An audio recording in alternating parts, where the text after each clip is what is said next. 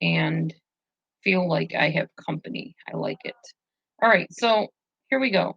1.5 cups of mozzarella cheese. We want the shredded kind because that's easier to work with. So this is that right there. One. It's not about 1.5 cups. It's more like a cup because I'm going to use some of the cheese on the top of the pizza too. So it really doesn't make a difference. But ideally, 1.5 cups of mozzarella cheese, 2 tablespoons of cream cheese cut into cubes. You want to cut it into cubes like about yay big because you're going to microwave all of this part of it to make your crust. 2 large eggs. I think I only have 1 large egg, and I'm fine with that because I'm not using as much cheese.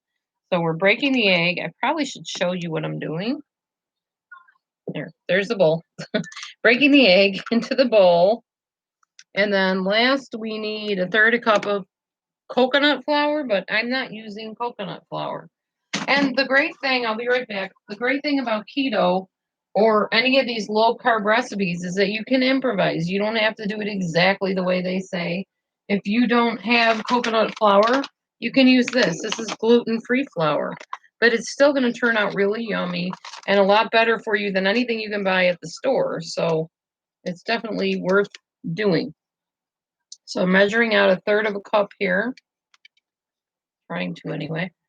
Oh, that's a little too much. Try not to get too much flour because then it's too dry and it's not going to roll out right. So there you go, 1/3 cup. You're going to put all that into the bowl. Those 4 ingredients. That's all it takes to make this crust. All right.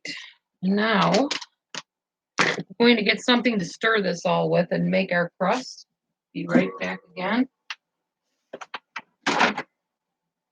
All right. So we got this. We're going to stir it up as much as we can. Okay. And now we see that the cream cheese is still pretty hard. So instead of stirring it right now, we're going to pop it into the microwave. Yeah, round. The kitty cat. Put it in the microwave for, about a minute, and you're going to check it after a minute. And then you'll try it again. Try to stir it. As soon as it's soft enough to stir, you know that you got that crust starting to form. There we go. I guess you don't really need to see everything I'm doing. You can look at my face when I'm talking. That might be more enjoyable than staring at a cup or a bowl. All right. So there's that. And while that's heating up in there, I'm going to show you what I'm up to tomorrow. So this is my face painting chart. Hopefully you can see it. I can't show it all to you because it's pretty big, but I'll try to show you in little increments. Try to show you slow enough that you can see what I'm showing you. You see the little things that I'll be painting on the kids' face tomorrow, maybe adults, who knows. It's at a cancer benefit for my granddaughter's other grandmother. She has breast cancer. So we're having a banquet for her, benefit for her. Other news, my daughter is getting married in October. So she stopped on by and brought me this, her beautiful wedding invitation. It's kind of backwards, but you get the gist. And she also brought me paints, lots of paints, lots of face paints. These are just tempera paints like you would paint on wood or paper or whatever. The neat thing is, I asked my daughter to print me out like templates of what she wanted me to do on the faces. But she actually printed me out photographs. There's one. Here's another one. It's a unicorn. It's pretty neat of her to print out actual color photographs for me. And they're all the ones that are on the poster that I showed her. That's what's incredible. She actually took the time. Now, this is the daughter that isn't crazy about me, okay? And she did that for me. She took the time, bought me paints and paintbrushes, and it looks like little stirrers or something. I mean, there's like everything in here. There's like paintbrushes for oil paint. She brought me a couple of templates. Look at that. Wow. More paintbrushes. Awesome. Can't wait to get started tomorrow doing face painting to raise money for Miss Candy's breast cancer benefit. Oh, and there's more paintbrushes in the bottom here. Look at that. She went all out. That's just awesome. That's a blessing I definitely favor with one of my children who we have our issues together, I'll tell you. Anyway, so here is our cream cheese and our flour recipe. A little bit softer now. You can see from the microwave. I might add a little bit of water if it's not soft. The cream cheese is starting to get mushy. So that's what we want. We want to stir that all in there. Make sure the egg is really well incorporated in there. Stir it up. I like doing it with just a spoon instead of like a beater thing because number one, I don't have any of those fancy mixer machines. So I just do it with my hand and the spoon. Just make sure you scrape the sides so you get all of the dough off of the sides. And there you go. So some of it's stuck to the spoon. We're going to scrape that on in there on the dough ball. I'll show you the ball of dough in a minute. It's just like pizza dough. It's pretty amazing how this works. But that was only made with cheese and egg and a little bit of whatever your binder is, some kind of flour. It could be oat flour. Like if you want to take actual oats and blend them up in like a magic bullet, you can use that for flour. Or you can use a prepackaged flour like I just showed you, the gluten-free kind. And then if it's too sticky, like this is really sticky and doughy, you don't want that. So where did it go? You take your flour, which everybody knows this if they bake. If something's too sticky, take a little bit more flour, pour it on top of the little ball in there, and just mush it together so it's like dough. Because you're going to be pressing that out on your pizza pan in a minute, which I need to, yeah, I did heat my oven. Never mind. I was going to say I need to heat my oven, but I already did that. So press it on in there. Make it a nice, kneaded dough ball. Look at, see, it's just like a dough ball.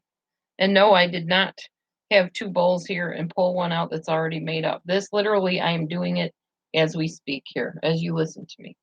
So here's our dough ball. And somewhere I have a pizza pan. I need to put this on. Just a minute. Oops, and dab up some more dough here. Here's my pizza pan. This is what I'm using, just a standard size pizza pan. You want to make sure you oil or spray your pizza pan, which I'm about to do now. I have this that I use right here, olive oil. Sometimes olive oil, even the extra virgin stuff, is not the best to use. I like the sprays better, but I'm out of spray, so I'm using what I have. So we're going to take the oil. See the oil on the pan? You just run your fingers into it and smear it all over the flat of the pan. Get it real oily. Okay, got that all oily. Keep everything from sticking.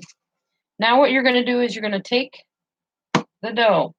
Now some people take wax paper and they'll put it like on top and roll it. I don't have a rolling pin, so it really doesn't make a difference if I have wax paper or not.